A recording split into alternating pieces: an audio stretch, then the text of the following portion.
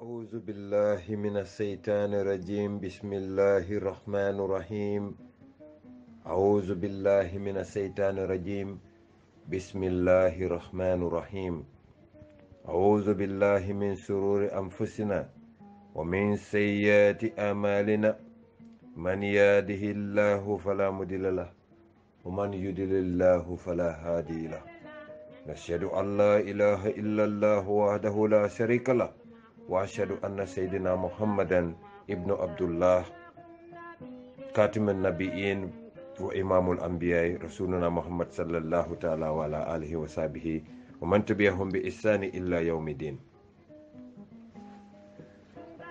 بسم الله الذي لا يضر مع اسمه شيء في الأرض ولا في السماء وهو السميع العليم. بسم الله الذي لا يضر مع اسمه شيء في الأرض ولا في السماء وهو السميع العليم. بسم الله الذي لا يضر مع اسمه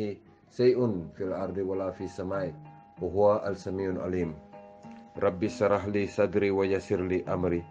واحلل عقدة من لساني يفقه قولي. بعدين السلام عليكم ورحمة الله تعالى وبركاته. ngali konton Gambia banko kan men bebe Gambia banko kan kabirin koy na fokata suki katon na momo Gambia di wote nga be konton al tol nal konton la kabo wulle kana naki nyomi banko la ngali be konton. Assalamu alaikum wa rahmatullahi. Albadi malemo bamba serigne mas kadimu rasul bi arami salungo December karo tili saba London sata kono mbali be konton na al tol nal konton la baadi wolo natala ko tenke amanke ñoo korindoti ñoo hakkili bulandole mu doron bayrim banko mbele dentala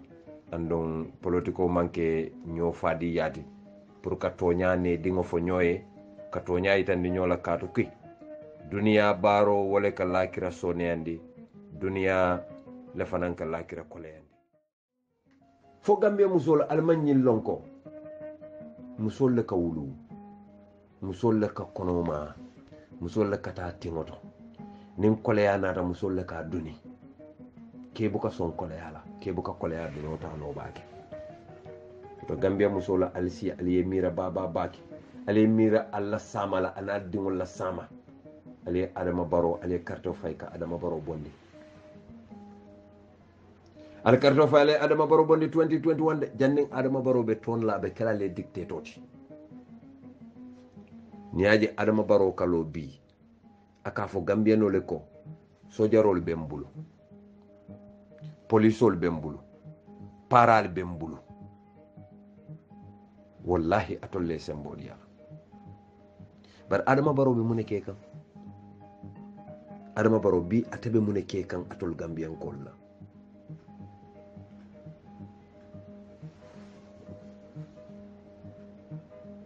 akakata tiltan sabale tamola tiltan saba 1 month abe Gambia yayla abe ralil kala sate o sate sefu banko abe ralil kala sate kilinto yalo wonte constitutional mandate banko e mendia silang wo kodo nyin men nyanta wo dapan sila ulu bola min tole Gambia be nyanta Adama nyin kala nyin nala wo kodo nyimbe bola min tole kodo men nyanta dapansi la purala nyingo karkilin tamola a nyanta bola min tole anno sojarol men be bulalano ma ni polisol men be bulalano ma ni paral men be bulalano ma ni mokotol men be bulalano ma ni ministal men nyanta bulalano ma walla o kar mu me do ko jumale be wol jola pour kata away from ila do ko to kar mu me jumale nyanta wol jola ko ni Gambia député wol ko ni Alfana mole karto fayale dalil kama alla do ko fo mune ma la problème oti munanti natol te man sakunda holla into account baade ngol jannim benna diamo jamfandi la lafta pour ka na alfala sango konton men kete UDP la chairman oti membe bundung bijanker ba Dembo Diouf ngala sango moyle alama nemanen kafar kelaye alamantana ta jamfala nyola inna lillahi wa inna ilayhi raji'un mbe ala dimbal be konton na sangola mbe UDP konton na sangola mbe badiwol be konton na sangola nga moy fanan ko fondinke o dole bantay kaf me ko mas mare e ko a fatale bira accident keta biri tata Gambia la mennu be sanjit moye dumala ila kata dam fulali tate bendum ate fata woleto ndo fanan san konton na yo alama alay yam fu sabante furol bema bar badi Gambian kol kulle be kerinde je iko Gambia man sakunda nyimbata men bebe kering surtout ni tata na bolon kono na basse l'hôpital to ngamoy iko l'hôpital bebe tiñaring ala tanko fon men ka jio fon fen ko sotale courant boka soto bari yara fan nga kibarol moy photo nyante ko dalasi million sababe maboring basse l'hôpital e dulato bari mennu martaw ko dole malla fa ko do e finti ko do nyin abe maboring min tole anda be jumalle bulu fo ko do nyin wo manya na funti la banka basse l'hôpital do ko wala ba Gambia alenga hakilotu fente kala ko to dunya ma mello andon nin atara ko do fintita non asikeno dolu fata wolta fala asikeno bor kendol be soto asikeno courant soto operational sikeno ko kata wol sikeno menu marta ko dola adama baro nyanta te ositila la yo mare nyol nyini faye je ay muta katab ay samba ay fay kaso kono katu walla balangole ya tinna modolu fata wol fata Gambia fonga wakili dron nga samfu samatala na banko jube me yemi rabbi nyin corona membe kering iko sai iko kana chagol le mako e kawul mako e kodoto man sakunda ke mira pour ka kodo di chagol la man sakunda te fere o kala ban pour wol si chagaya bulano nyame mennu be lorin chagaya la bada masakunda te fero ke no la bampur wol ibewul bondi no la chaka kono nyame ka maybe ke train waran ke karandi mecho do la mecho men satin ne si chaka ya bulano bare nin ko e chagul be mutay be sora si ke no ngol la human right violate bari ise karandi no la nyakote nyama men satin e kaw men ke sa bulano bari hani masakunda ko e kane ma ko e kodole to pour ñing covid-19 membe keri ñing corona membe keri ndolla loptane courantol be couranding boro fo man soto wol be jaar la menna e koy kana kodo le ñini ibe mendi la ciagolu la ndolla ustasol be siri na pristol be siri yalo ñi ustasol ani ñi nañi lu nalo e ba alma ma satellite de ma ko do be je sutata dalay bu ka fono ajube don ya jame balanta wato menna na lon dal be siri be tankundi tek Cristiano la bishop muso wala lota ya jamme nyatino la kay yaya molu malla fi la boje ay sayata ay alonko buti roba koma alonko faroba koma alonko sobe batuma bara alamuta kilimba kilimuti alota ya jamme nyatol na lonal be siri bebe siri be nyabe tenda akay yaya molu malla fi la karto man faye boje sande womu example ol tin ka wala di example la doro pare nale hakilo bakan ay solo kurman ka wala di example la doro bar nale hakilo bakan solo sandeng adama baro la company manjum estate wolle solo sanden na dimbal sikatina ne dinol be itata mo di la pour ye loi so keje bring adama ya kata wolman sawno npp kabulate noma ala company e receipt letter of safe kadi wala ko ala contrat ko kana banne ala bungo manjo badi wolo badi Gambian kolo ko badi Gambian kolo atol menu ka NPP support nkadi yama to lede nale hakilo bakan badi Gambian kolo ale ngamur ko ma domande yalon ngamira lonna dole ko ako ni lafta african kewolonna ako manse adia surtout Gambian ni lafta molonna kewo ako nyaton kaya dia la surtout Gambiano kato meantinna wo fota wo dalilo momenti wala mo nyindi ko ibuka molong foni nyaton kaya dia la Adama Baro bimbe tembo mendo anyata suka ida habala sukay dahaba kalama revolution ñu le mo mol musu jatol ti men yalon ko mbele nyaaye je ilota dunia be tema sojarol ni la kido ni la fen be sojarol ya je ko nyim muso de nyanta kuntu la nyin nyatol because nyim fatiyata baki ya samba ya buute fo ya bala kulol be katin nga balo kono pare gambianol jaw yata baki bi gambianol bu ko to fofa bi kanyim bay compagnie yaay compagnie mam compagnie tanta compagnie men be moy inyana sukay da habala e camera nana man soto doto badi ngolo fon ngo fana landi nga jenke waye nga miran dogo njay na man nanu ay journalisol kumanda la korda kono ka kumboye kala problème o itandila asike no tonnum fon hana tata jaralo men natita koni gambiano la jawyata gambiano ya allah la ilaha illallah sukay da habe ferabe kurande mo data la kuto ndogo njay ya allahu akbar namanta nun ay wuri ton non hani jaralo men famu jaralo data soto yalon hakilo bulata non Mamadou Coulibaly MB America wotuma e GDF lo abe diamu kan ako fondinke wolu menu tata baku wela kanem fondinke do be diamola o kay ko MB akay ko euro tan sabale be mbulu jang ko mbaki lam bamae bar biringal la yin GDF moy doron pour nga Adama Barrow sindinga ya jame bondi akay nañi euro tan sabo men be mbulu akay mbe mba kilal yenan ali adundi fonko nyin kon pour nga kodo kafu nyoma pour ka ya jame bondi do fonni ko ya fambala la kodo la bi Adama Barrow wala kodo kafuta nyoma pour ka Adama Barrow men sindi wo Adama Barrow le be fero kata kanka Gambia fondin kewlu men bi tata baku yela ke sayndi ke murundi Gambia baden Gambian kol ntol bele dentan lata Adama la nga tambindi nkon jikita la ñina ben na ñaajo fital bar woto mamam pawa soto de sayin wo Adama Barrow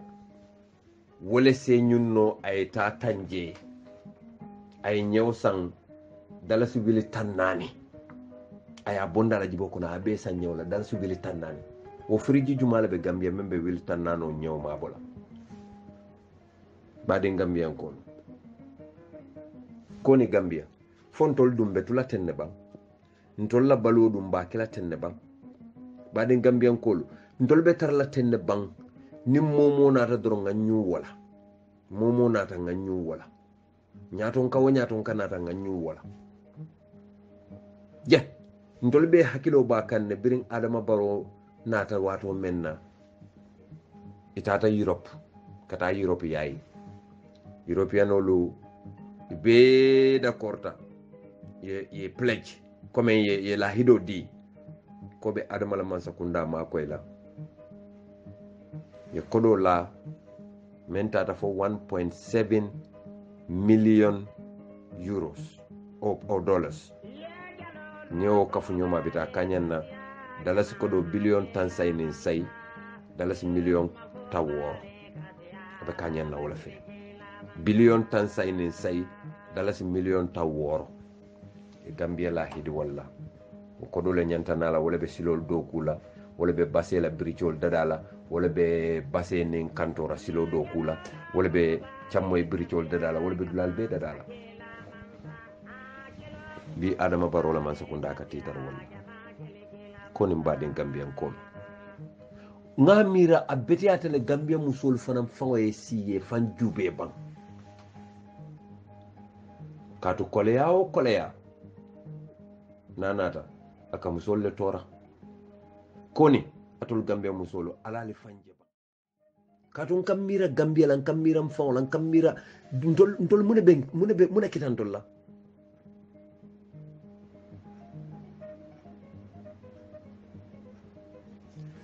mbal hakilo bulande la Gambian kolo ya jamela jamano na folo wotuma jawara man sakunda e banki dole loy ka fay commercial bank Sénégal la banque Sénégal la kodi mabodula badi ngam kol wallahi hande men mu dinnoti ni ay nyininka e be balon na lo banki ateta nyaadi le tubabu karande o itata ya be donto kodo men bebe banki million million ka be donton nyobulu foy banki nyinte tachi ya kodo be sika e be false business e false fonkol yele business ol yele ye dimul sika e samba tubabu pour woleta karam ba dimul lel nata wala martanto labbi wala mun na boss ñolte do ko lalto andum men kake ilila korop be bari falu korop ifañol koropta itol fanan koropta itol fanan kam menke wala mu ñenti ka gambia mo furin danta men yalo ko hadu mo dunta wolu horonto la kono e ka wolle kafu ñomay ni wole kafu ñomay yen damal fay ño kan tol damal ño banen nga ño dumor doku nga ño kala fili nga ño tiña nga wuliyalu la ñola itol be siri ba enjoy la doro andum men kana fekke wol fanan dingol be wala kelantol dingol la wol mamarol be wala kelantol mamarol la wol mumurol be wala kelantol mumurol la wol tulumutol be wala kelantol tulumutol la fo janni watu juma bade ngambien ko fontol la balu anyanta kelatenne ba ngoy ko niaje nyim molu man la fi Ousainou Darboe la ya lon ne ko ite Ousainou Darboe manan kun nola pa Ousainou mamba dindi ya kalama de barabe kala dindi kun jaar balde alamatu la nyam falam imam manan kun no walantine na ma keno ni Ousainou Darboe manan kun no ba fala adama inde boje nyinke bayi sije billahi wallahi alazim ibe ya lon na ko ite be malako Ousainou mo motile ndonte akoyte be malako Ousainou e Gambia kanul akoyte be malako Ousainou sa niyo fon lano Gambia ay fa Gambia bar niaje te la filala president yala e koyte malako Ousainou Darboe ta manan kunnola eta korop nola ite Ousainou Darboe te sila ay anya ka sila e bankola na flo pusur pasar ya puntum pantang walantine adama baro je tembu ko de nani meraw ya kafunyo may bira ko be patiyolo le kay ko ha tonya le nga patiyolo ako be patiyo tola la nyaadi le e kay ko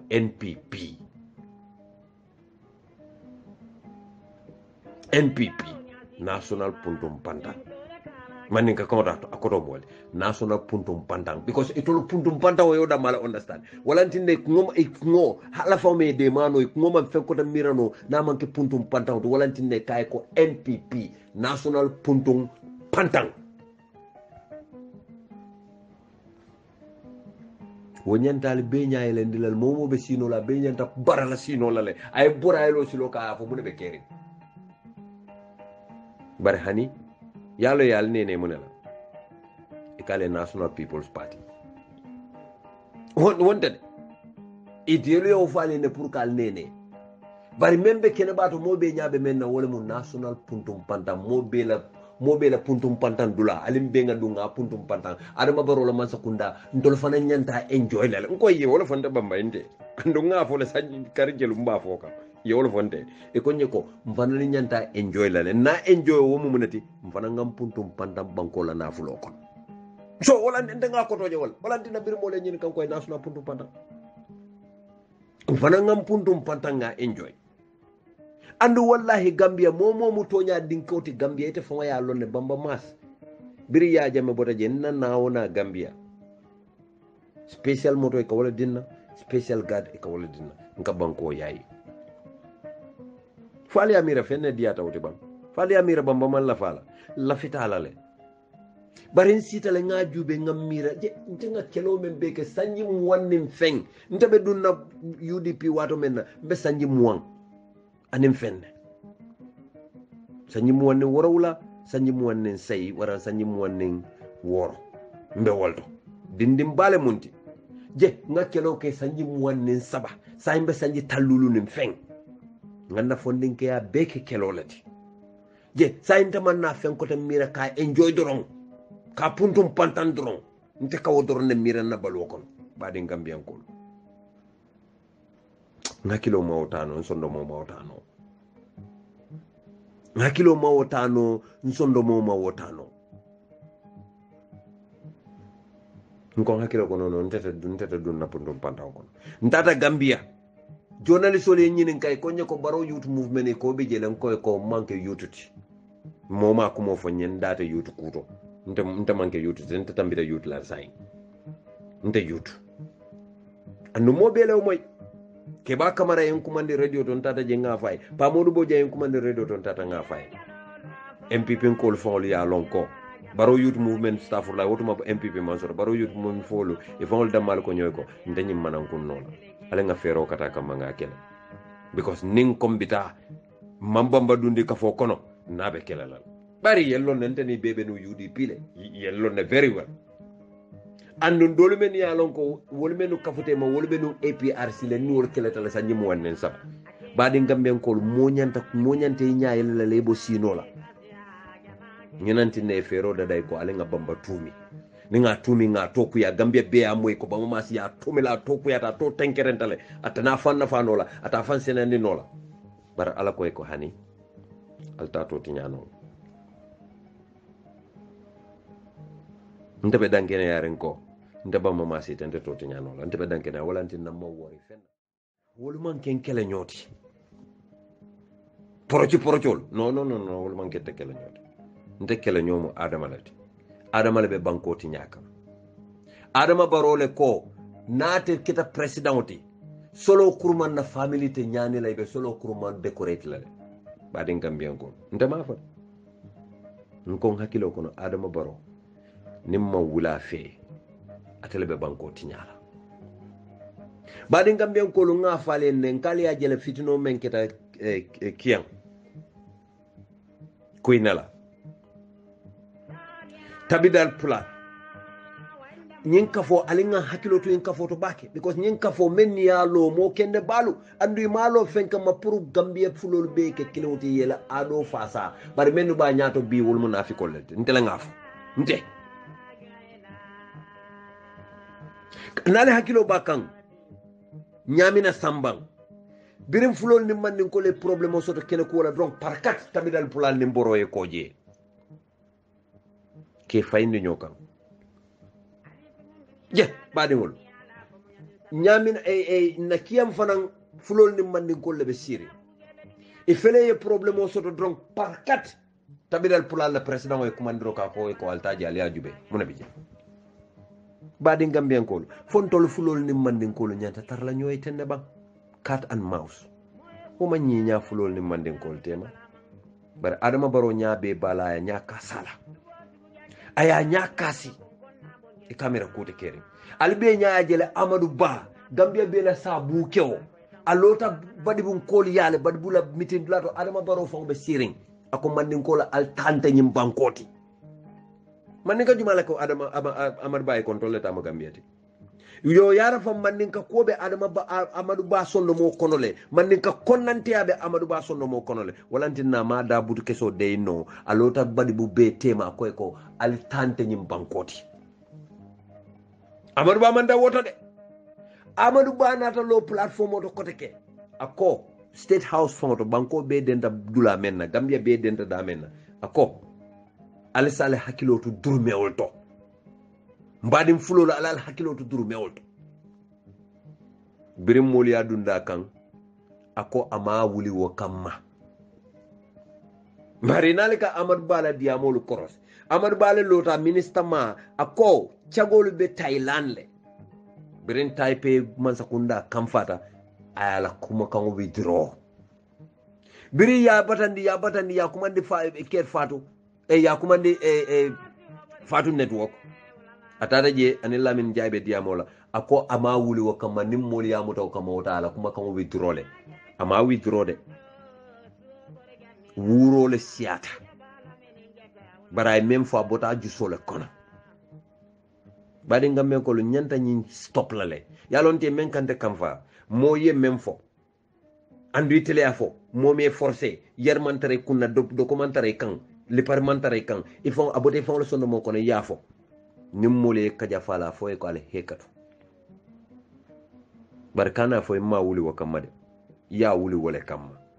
ni be fati ala fang ibe kele ke fati wote afo entele nga fa diata entele from your heart because ya bondi la heart la kono ya bondi juso la kono yafo